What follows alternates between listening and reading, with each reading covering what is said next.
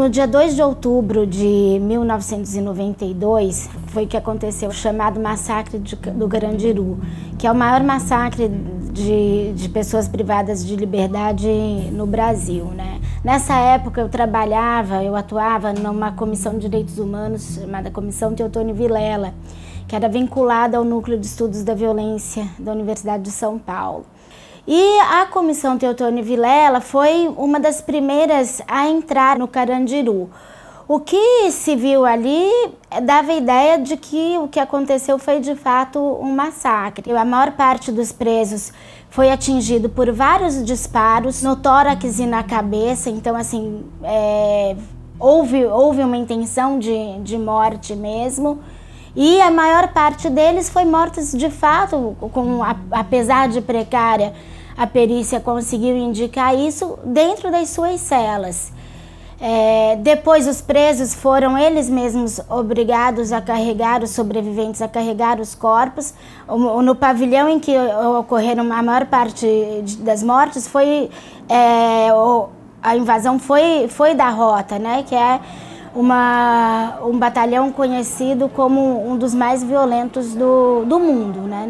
Nem só do Brasil. Hoje, às vésperas da gente completar 24 anos do massacre e com a recente decisão do TJ, do Tribunal de Justiça de São Paulo, em anular o júri que responsabilizou 74 policiais pelo massacre, é um grande escândalo, porque se usa o argumento da legítima defesa. Esse mesmo argumento foi usado para inocentar policiais militares envolvidos no chamado Chacina da Castelinho, quando a polícia fez uma emboscada e executou 12 membros de uma facção criminosa, o PCC, em São Paulo, sob dois argumentos. O primeiro, que é a não possibilidade de individualização, né, dos policiais, e depois do uso da legítima defesa.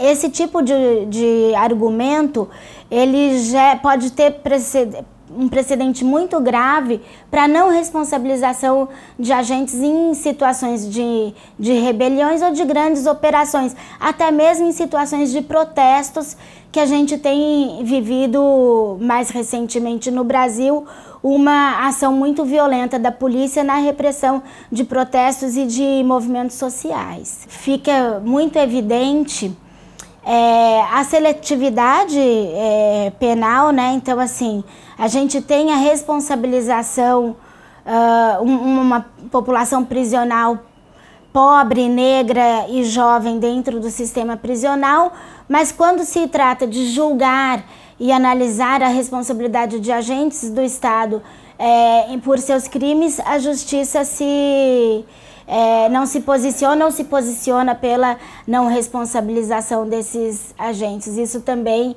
é extremamente grave. O Carandiru é o maior massacre, mas infelizmente essa situação se repete em muitos estados do Brasil. Hoje o Brasil responde internacionalmente ante ao sistema interamericano de direitos humanos por graves violações no estado de Pernambuco, no estado de Rio de Janeiro, do Espírito Santo, do Maranhão, de Rondônia, do Rio Grande do Sul, entre muitos outros, do estado de São Paulo também. Então, justamente pelas graves violações e o número absurdo de mortes que acontecem dentro das unidades prisionais desse país. A Justiça Global acabou de lançar um relatório sobre a questão dos presos provisórios. Hoje, cerca de 40% dos presos, das pessoas que estão privadas de liberdade no Brasil, estão presas provisoriamente, quer dizer, ainda não foram submetidas a um exame da justiça. E isso é muito grave, as pessoas ficam privadas de liberdade por meses, tem que a justiça, de fato, tenha se posicionado e tomado uma decisão.